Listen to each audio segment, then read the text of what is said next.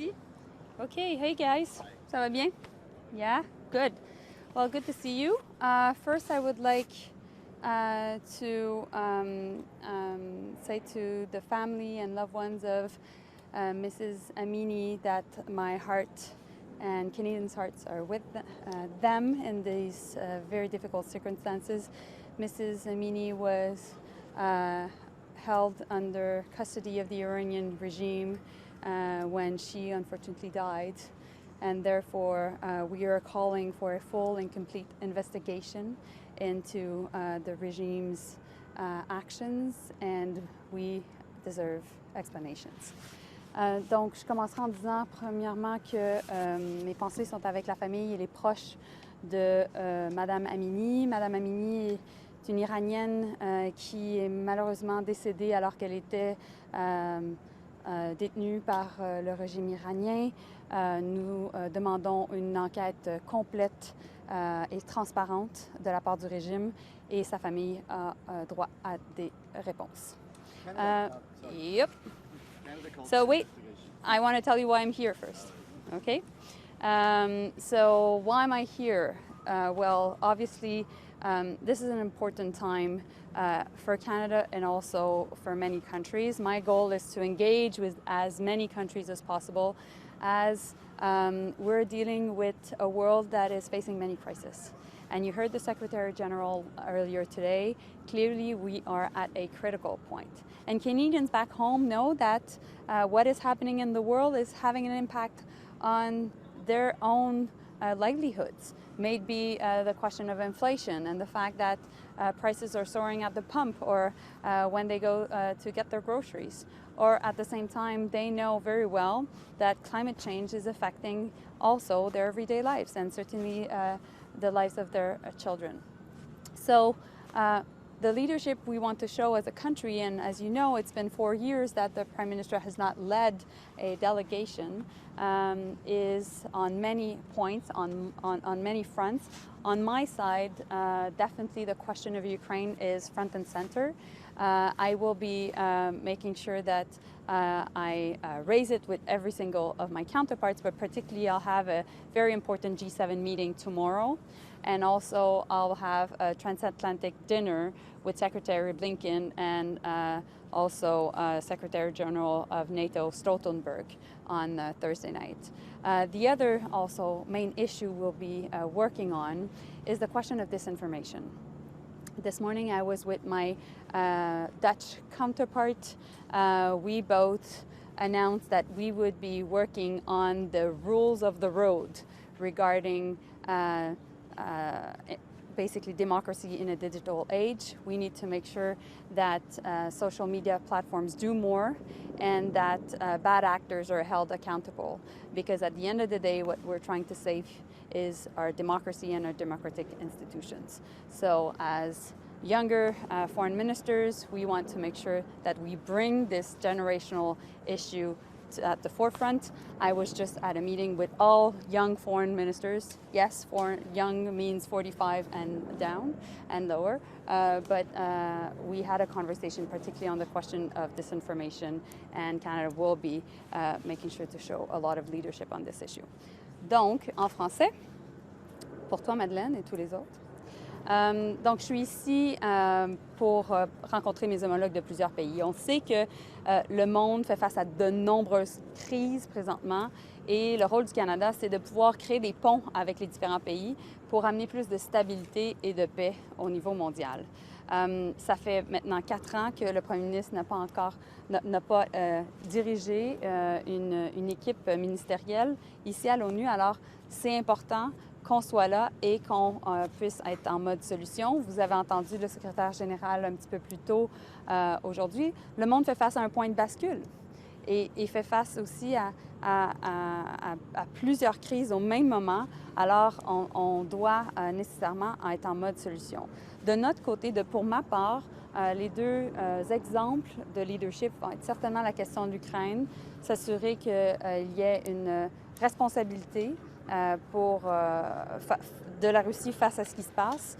J'aurai l'occasion d'avoir une conversation avec mes homologues du G7 demain, et aussi un souper au niveau, dans le fond, avec tous les partenaires transatlantiques, incluant le secrétaire Blinken ainsi que le secrétaire général de l'OTAN, Jens Stoltenberg.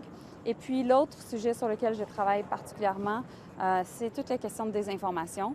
Il va de soi que la désinformation, particulièrement celle en ligne, affecte nos démocraties et nos institutions démocratiques.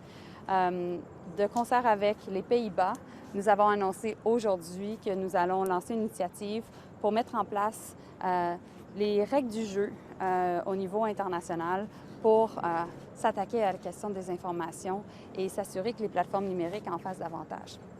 Donc, c'est un grand chantier. Le Canada en fait déjà beaucoup au niveau de ses propres législations, mais il y a plusieurs pays à travers le monde qui n'ont pas nécessairement l'expertise du Canada pour mettre en place ces législations-là. Et donc, c'est pour ça qu'on veut aider d'autres pays à faire en sorte justement qu'on puisse avoir, qu'ils puissent avoir des démocraties résilientes par rapport à ce qui se passe en ligne. Donc, c'est l'objectif de notre travail ici. J'ai déjà trop parlé. Ça me fait plaisir de répondre à vos questions. It will be a pleasure to answer your question. Yes, go ahead. Yeah. There were no consequences. No one has been punished. Why would we want Iran to do an investigation into the death of Masa Amini, and why would you have confidence in the results of an Iranian regime investigation? First and foremost, we will seek justice for the PS752 families, and we will make sure that we seek justice through different international forums, including the ICC, including the ICJ. I'll be meeting tomorrow the ministers in charge of the coordination group, so the countries that were affected by this tragedy, so the UK, Ukraine, Sweden, and obviously Canada. And the goal is to make sure that we prepare for an important fall. We've said that we would be doing more, we will do more, and we will hold Iran accountable. Regarding the decease of Mrs. Amini, we will work with other countries. This declaration is part of many other declarations that the European Union and also the Americans are making, and we'll continue to make sure that we put a lot of pressure on the Iranian regime. Do you believe there's a revolt happening now in Iran? The scale of the protests that we're seeing, are the people trying to overthrow the regime in Iran? And if so, what's Canada's position on that? We are following very closely what is going on in Iran. Of course, as you know, we don't have an embassy in Iran. We are represented by Italy, and so we're in close contact with Italy to know exactly what's going on on the ground. But that also stresses my point regarding the importance of having representatives from our diplomatic corps around the world, because it's always important to have ears and eyes on the ground when things are happening. Vous dites on veut que la Russie soit tenue responsable de ce qui se passe en Ukraine. Qu'est-ce que vous voulez dire au juste? Qu'est-ce que vous souhaitez accomplir ici à Lyon? Il y a une importante conférence qui a lieu demain sur la responsabilité de la Russie par rapport à l'Ukraine. Alors, je vais y participer avec plusieurs de mes homologues, notamment mes homologues allemands et des Pays-Bas. Et nous voulons nous assurer non seulement que nous isolons la Russie au niveau diplomatique, au niveau économique, au niveau politique, mais aussi que nous renforçons les institutions que nous avons aidé à créer, nous, le Canada, qui sont particulièrement le Tribunal pénal international et la Cour internationale de justice. Donc, c'est pour ça qu'on va avoir ces conversations-là ici. Madam Foreign Minister, your country and with other Western allies rightly are focused on Ukraine, the war in Ukraine. But also there are still other crises lurking, especially the threats of terrorism and ISIS are still in the background. Your country had a major role in the coalition against ISIS. Aren't you concerned that the war in Ukraine will distract you from your effort to support, for example, your allies, such as the Kurds who are fighting, are still on the ground, stopping any comeback of ISIS? We know that there are many crises happening. Definitely what is happening in Ukraine is extremely important, but also what is happening elsewhere in the world, including in the Middle East, including in the Caucasus region, is followed very closely by Canada. And so my goal is to make sure that we have strong diplomats on the ground, empowered to play their role. My goal here is to show leadership and engage with as many countries in the world to bring more stability and more peace. Can I follow up on that question? Can I follow up? Yes. In English on the referendum? Yeah, well, these are sham referendums, and we consider them as such, period. Mais ce sont des faux référendums et nous allons les considérer de la sorte. Il n'y a Rien d'autre à ajouter. Minister, what do you hope to hear from the Ukrainian president tomorrow? Well, obviously, President Zelensky has been showing extreme resilience and leadership in very difficult circumstances. We will continue to engage with him. Prime Minister Trudeau spoke to him over the weekend. I will be meeting with my counterpart, Dmytro Kuleba. And obviously, what Ukraine wants from Canada is always more support on the financial side and more heavy artillery. We've done a lot already, but we need to do more, and we'll do more. The Secretary General, he said in his opening remarks, we have a duty to act, and yet we are gridlocked in colossal global dysfunction. You talked about crisis. Yeah. There's global crises, but is there also a credibility crisis at the UN? Well, I think more than ever, multilateralism is important. More than ever, more than ever, this institution behind us, is extremely important.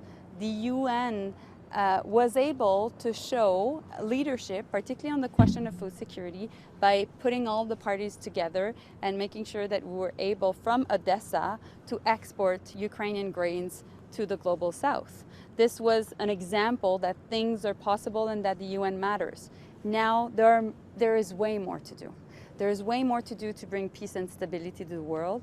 That's why we need to make sure that we put extreme pressure on Russia to isolate it and for it eventually to withdraw its troops from Ukraine. But also, and that's much more my colleague Guilbeault on this issue, the question of climate change is existential. But there's a bit of a test, though, for the UN to deliver, whatever that is. Well, it's good to be back in New York following the impacts of the lockdowns and the pandemic. Last year, there was only 70 events that were organized in the margin of the UN General Assembly. This year, we're at 400. So it's important that we have the opportunity to meet, to discuss, because obviously we're able to deal with important issues and find solutions. Diplomacy works, but at the same time, diplomacy is indeed tested right now. Thanks, everyone. Can I follow up Thank on you. one question, Thank you. ISIS, Thank you. Madam Thank you. Minister? Thank you so much.